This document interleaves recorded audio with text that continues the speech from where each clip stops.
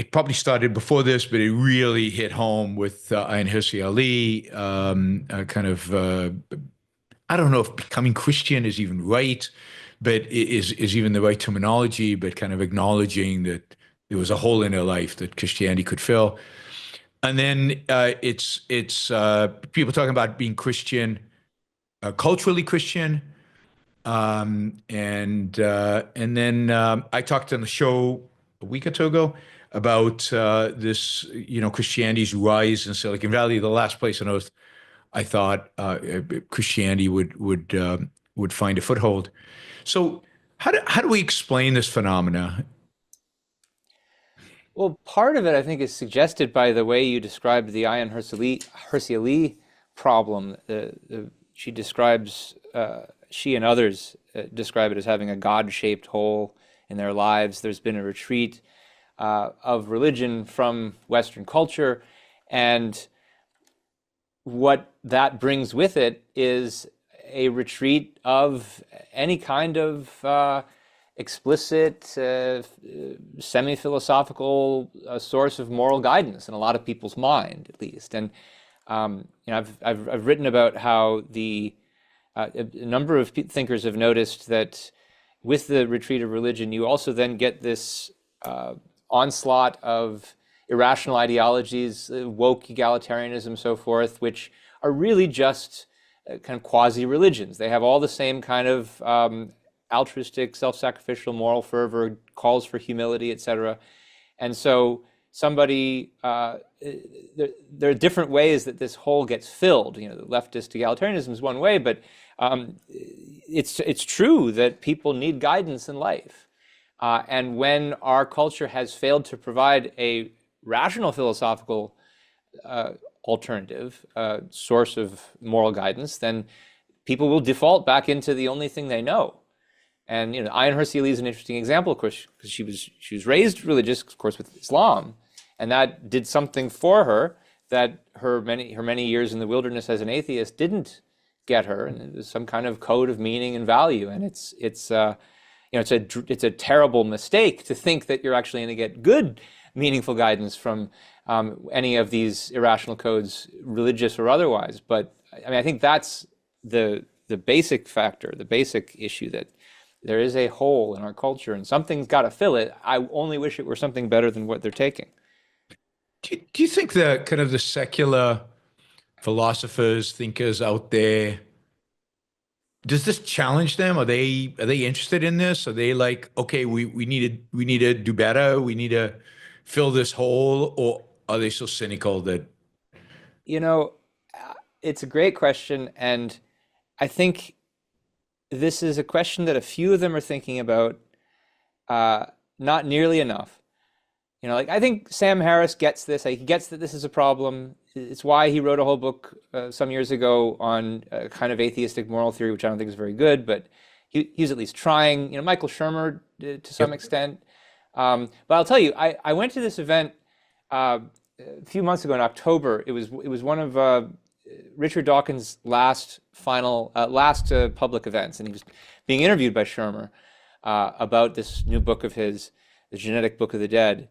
And I said, this is one of Dawkins' last events. I got to go and ask him a question. And I got up, in the audience, and if they taped this, there's tapes of this somewhere.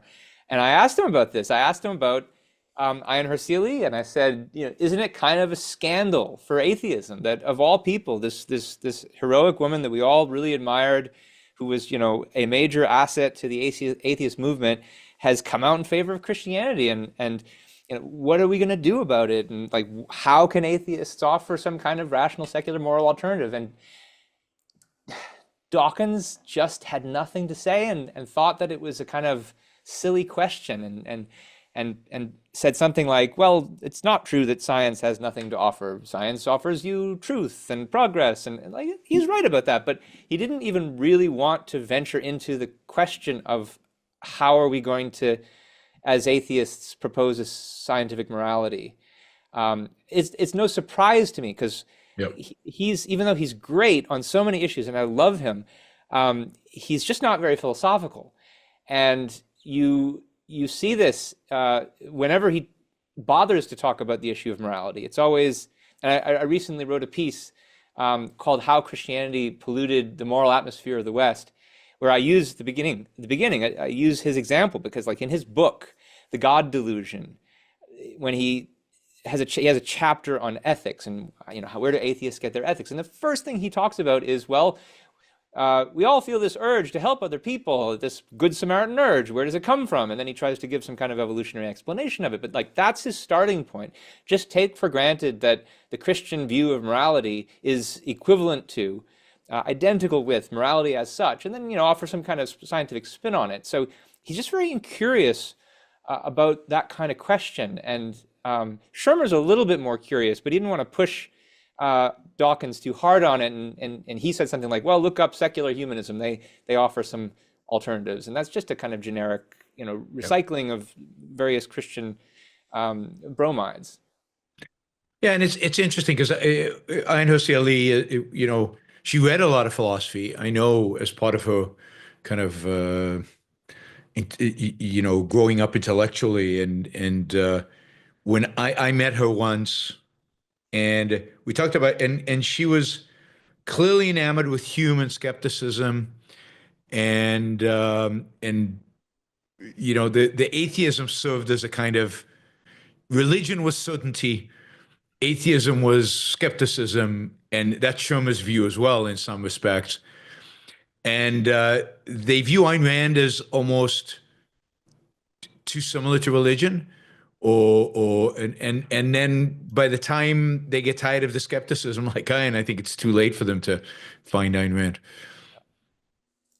I should mention, I'm going later this week. There's a debate happening in Austin, hosted by the Free Press, and Ayan Hirsi and Ross Douthat are going to debate Michael Shermer and Adam Carolla. I don't know how he got roped into that, but I'll be live tweeting it. So what are they debating? What the role of religion should be in the modern West. Really? Yeah.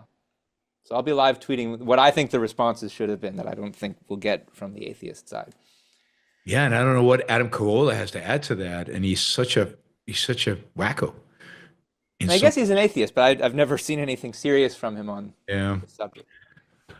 Yeah, I mean, it does seem like the good thing is that it's out in the open and people are debating it and discussing it. Partially, I think the Free Press has some responsibility for that because they're in the middle of it. There's some atheists there, and there's some not. There's some Jews and there's some Christians, and it's all, and they don't know. I mean, clearly, Barry Weiss is religious, but she's not, fanatical about it. And I think it's something that's top of mind for them. So I think it's good. It would be great if there was a way to get objectivism into that discussion, into the general discussion. Yep. So, one of the things I read, Konstantin Kissin had a essay about this too, where he basically said, everything's religion. So, once you abandon Christianity, all you have are these leftist religions, and Christianity's better than them. I'm still not sure I'm not an atheist anymore, but the Christians are better than the woke. So I'm on that side. How do we penetrate that? I think he's familiar again with objectivism, so it's not like they're completely ignorant, but they have no.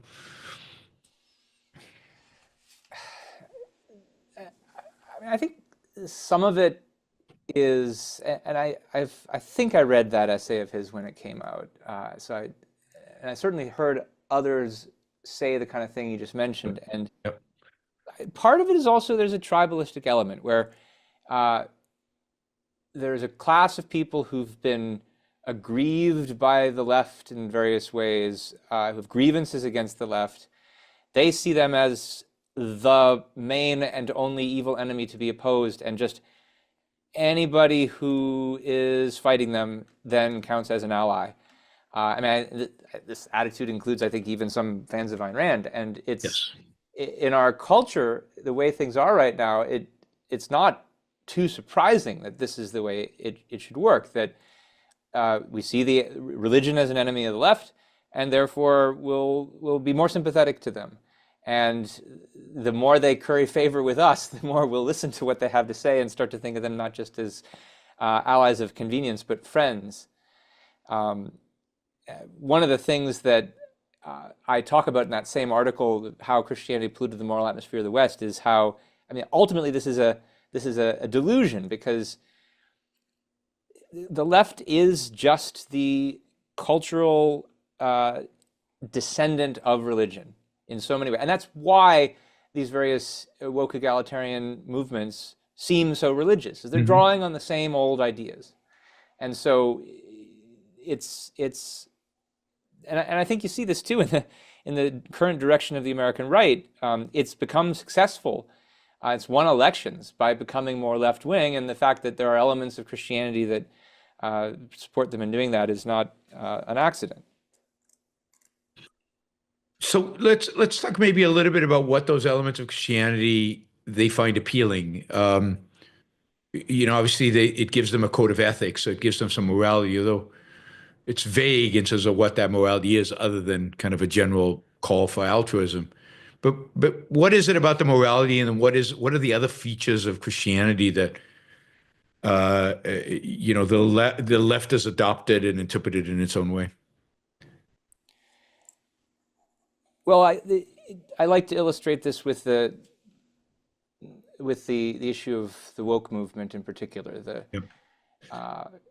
John McWhorter wrote this really great book, Woke Racism, and one of his themes in the book, one of his central themes, is how so-called wokeism, which is a bad name for it, it's egalitarianism, is really just a version of a kind of Abrahamic religion. And he brings out how so many of the practices and attitudes of woke activists are about a kind of humility. They're about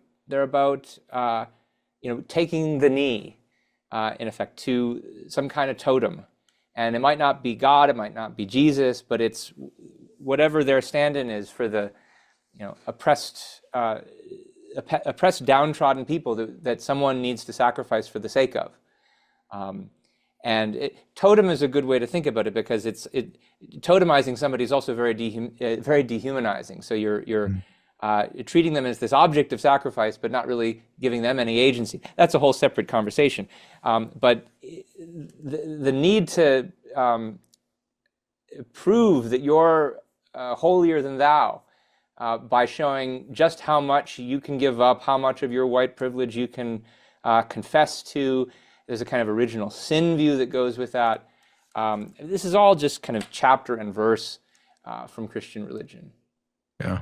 I mean, we've talked about, I think, generally in the objectivist movement, we've talked about the environmental movement as being very kind of quasi-religious, also with original sin and the sacrifice to Mother Earth. And it seems like really all the movement, there's a sense in which Marxism, communism is religious in that sense. It seems like all the movements of the left are religious in that sense.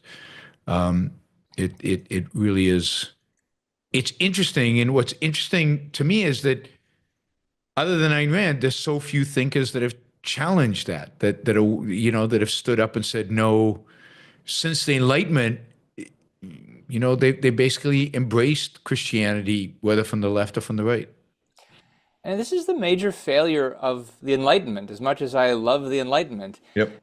The major Enlightenment thinkers did this great service showing the power of science, the power of reason for understanding the world around us in one form or another.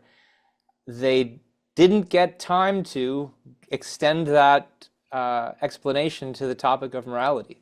There were glimmers here and there among different Enlightenment figures of attempts to reconcile morality with self-interest, but that's about as far as it goes as a kind of reconciliation. It was never systematic reworking and rejection of the old Judeo-Christian frameworks. Again, something else I talk about in that moral atmosphere piece.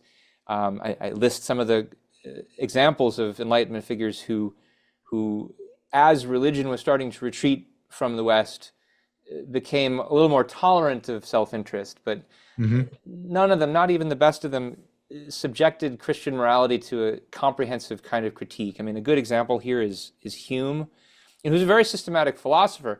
And he even has very good and critical things to say about Christianity. Like he has a whole section critiquing the monkish virtues. He called humility and meekness and so forth. And so, Yeah. like when it's, when the rubber meets the road, he's opposed to their kind of most radical views. But at the same time, when he's doing systematic, what philosophers call meta-ethics, doing theory of value, and he's trying, where do we get moral principles from? For him, it's, well, you introspect, you look inside, and what are the things that we feel a calm and detached passion about? And they have to be detached. It can't have anything to do with self-interest. And that's just something he takes as an axiom, because as radical as Hume is, he's not radical enough to kind of break out of the moral framework of Christianity that he's grown up in, even in the Enlightenment period. Is Hume taking that from Adam Smith, or is Adam Smith taking it from Hume? They're contemporaries, so I think they're working on it together. Yeah. And they're friends. The contemporaries are friends. Yeah. What about the French? I mean, Diderot goes to jail because he's an atheist and has to suppress. He really doesn't write about it anymore because he's afraid. And there's some others who kind of are working on morality. It's pretty flawed, but they're at least attempting. Yeah, I don't know as much about the French Enlightenment as I do about the English, and I haven't read as much of the philosophes. But in what I've studied, I've just never come across any French Enlightenment moral theory to speak of, even. I mean, I guess Rousseau maybe is the closest that they get, and he's pretty far from the Enlightenment already. But one of the complicating factors in that period is to the extent they're talking about egoism at all, it's often psychological egoism, where they assume everybody is selfish and they don't need any guidance in that regard. And that leads to certain kinds of reconciliation between self-interest and morality, because why are people doing these things that look moral, even though they're all self-interested? And so they try to combine those together, but it's not a real normative theory. Mandeville is a French thinker, and he's interesting because he's got the fable of the bees, talking about how when people pursue self-interests, it somehow serves the common good. I haven't read him recently enough to be sure I'm getting his thesis right, but this is the thesis he's famous for, but he's also horrified by the thesis. Like, he's an Augustinian and says, look at all these people pursuing their self-interest like bumbling bees, and what are we to do with ourselves, since now this means, this is kind of is good. Yeah. His view of original sin is inevitable. Yeah. No, I mean, I think that the French are more explicitly atheistic, and therefore they're at least trying. But they're so far away, they're so far off, and they also have to repress themselves because they're in danger. I mean, that's the other thing we have to remember. The Enlightenment is in the context of religion is still dominant in Europe, and they'll go to jail or worse. I mean, Voltaire has to run away, and he's not an atheist, and he still has to run away. So Hume was denied a job at Edinburgh because he was an atheist, and before that, Locke was not persecuted for his religion, but persecuted because of his political views, and had to flee to Holland because of them. Well, it was a Catholic king coming, and he was afraid. Yeah, so yeah, no, it was a different era. Luckily, for now at least, I don't know how long this will last. We don't have to flee anyway. We can work here.